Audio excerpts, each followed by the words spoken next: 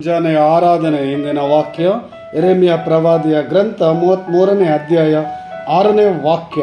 ಆದರೂ ಈ ನಗರವನ್ನು ಉದ್ಧಾರ ಮಾಡಿ ಸುಧಾರಿಸಿ ಇದರ ನಿವಾಸಿಗಳನ್ನು ಗುಣಪಡಿಸುವೆನು, ಸಮೃದ್ಧಿಯಾದ ಸೌಭಾಗ್ಯವನ್ನು ಹಾಗೂ ಶಾಂತಿ ಸಮಾಧಾನವನ್ನು ಇವರಿಗೆ ಅನುಗ್ರಹಿಸುವೆನು. Praise the lord.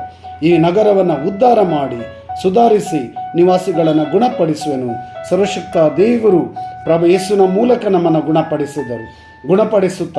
ಗುಣಪಡಿಸುವ ಪ್ರಭು ಯೇಸುವಿಗೆ ಸ್ತೋತ್ರ, ವಂದನೆ, ಆರಾಧನೆ.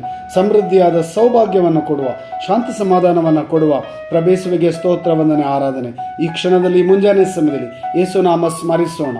ಸಂಪೂರ್ಣ ಹೃದಯದಿಂದ, ಸಂಪೂರ್ಣ ಆತ್ಮದಿಂದ, ಸಂಪೂರ್ಣ ಶಕ್ತಿಯಿಂದ ಪ್ರಭು ಯೇಸು ನಾಮ ಸ್ಮರಣೆ ಮಾಡೋಣ. Hallelujah, hallelujah. ಪ್ರಭು ಯೇಸು ನಿಮ್ಮ ನಾಮಕ್ಕೆ ಸ್ತುತಿ, ಸ್ತೋತ್ರ, ವಂದನೆ.